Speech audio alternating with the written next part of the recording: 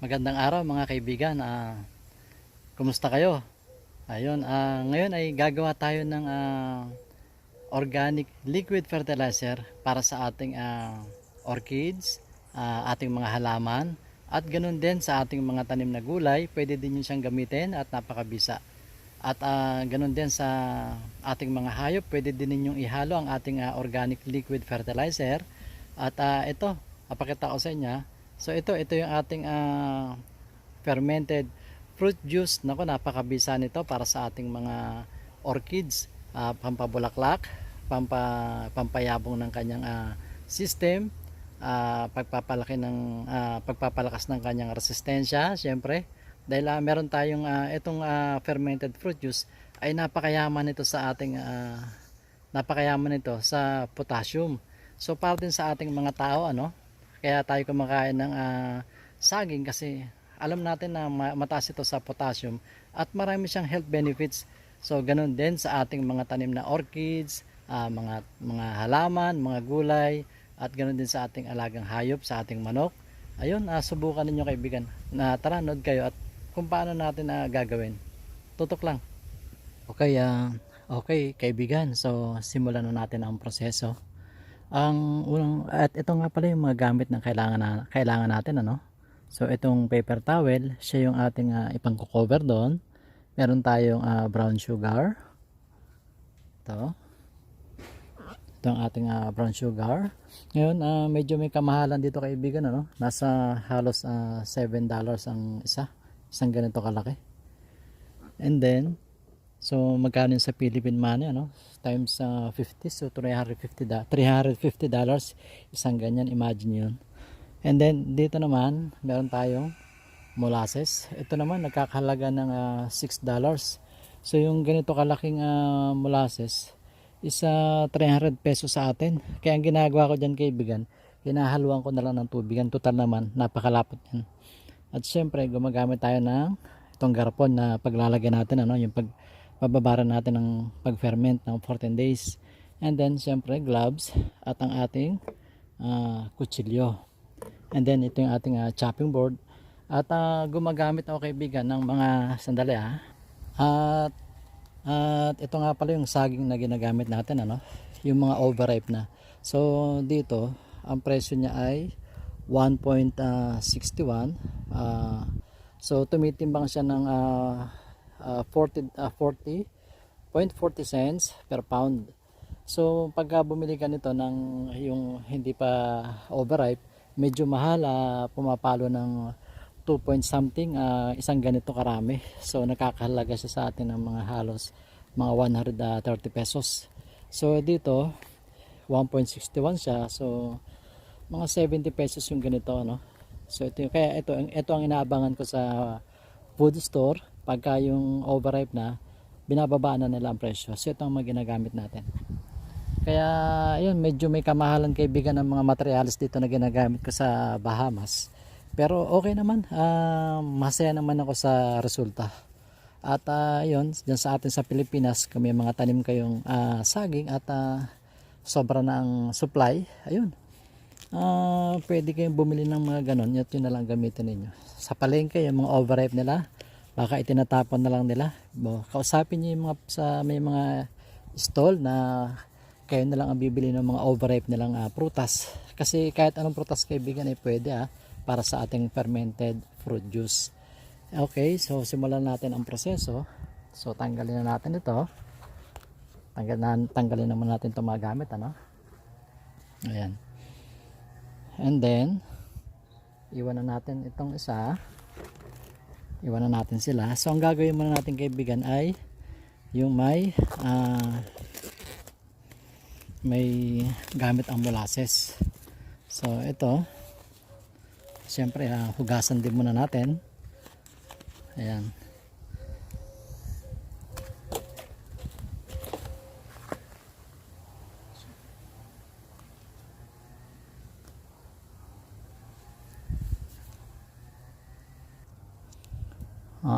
Okay kaibigan, so atin natin siyang hihiwain at ilalagay na doon. Siya nga pala kaibigan, ang ratio nito ng ating overripe banana, saka molasses or even sugar. Kung wala nga pala kaibigan na available sa inyo ng molasses, ang brown sugar ay pwede din. So pero mas mabisa ito kung meron kayong molasses, pero kung wala nga kayong molasses, eto na lang brown sugar. Baka mas mura sa atin ang brown sugar. So ayan kaibigan, so natapos ko na siyang hugasan.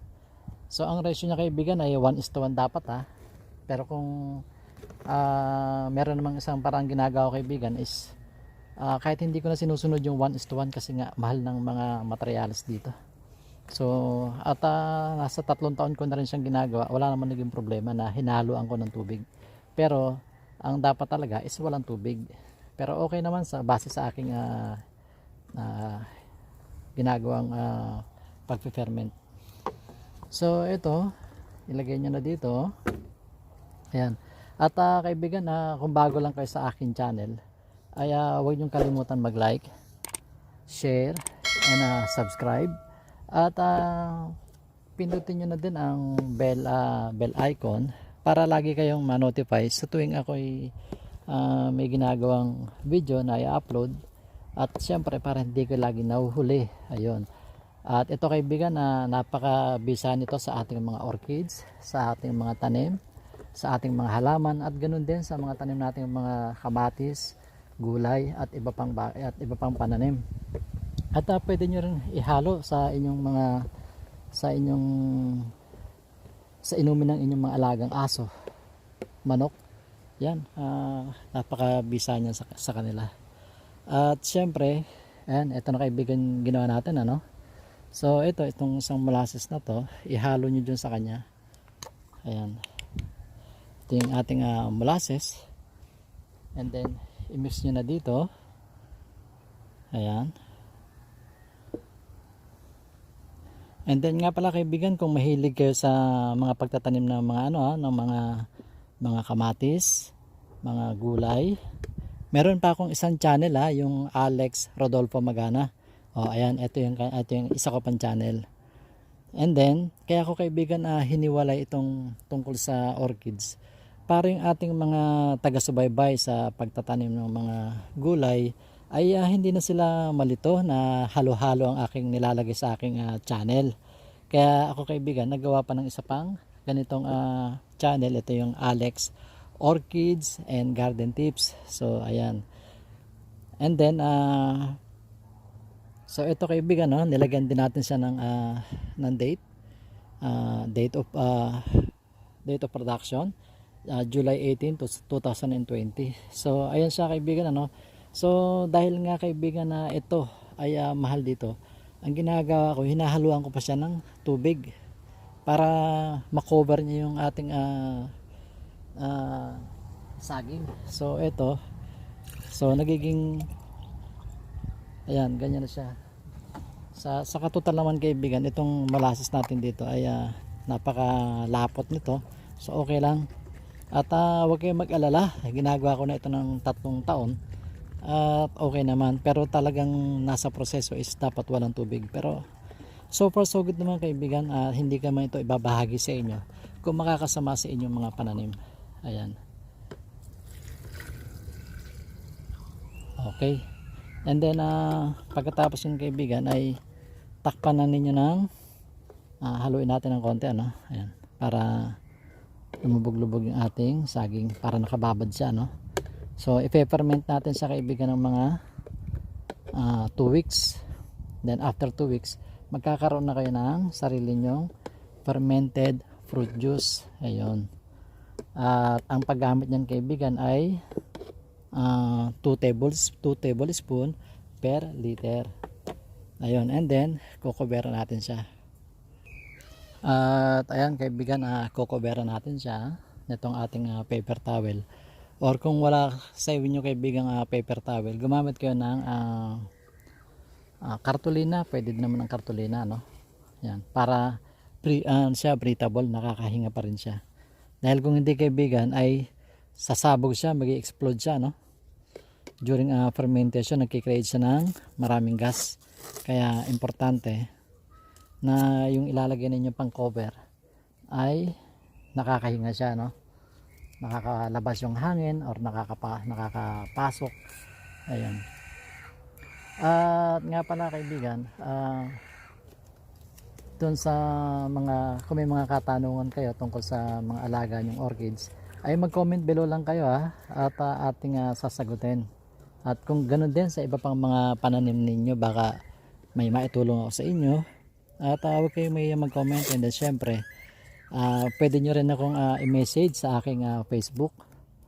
Ayan, andyan kaibigan yung aking Facebook. Ang aking Facebook ay ang Alex Rodolfo Magana. Ayun, and then comment lang kayo doon, at syempre isa-shoutout ko kayo sa mga susunod ko pang mga video. Ayan, kaya tara kaibigan, samahan nyo akong palakihin na ang ating channel na to, at ayun, sama-sama nating maabot ang tagumpay. At pagkatapos kaibigan ng 2 linggo ay magkakaroon na kayo ng ganitong finished na product ng ating fermented fruit juice. So ang paggamit naman nito, ang application nito ay ang 1 litrong bottle sprayer natin. Lagyan lamang natin ng 2 kutsara ng ating fermented fruit juice. Ang paggamit mga kaibigan ay 2 kutsara ng ating 2 kutsara ng ating fermented fruit juice. So ayan, ito na yung pangalawa, and then takpan na natin.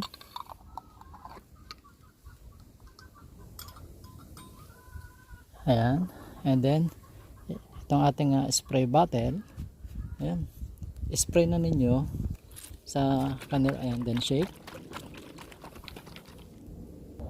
At kung ano yung mga favorite ninyong halaman, kagaya nito, ito yung ating Song of India. So spray ninyo sa mga dahon.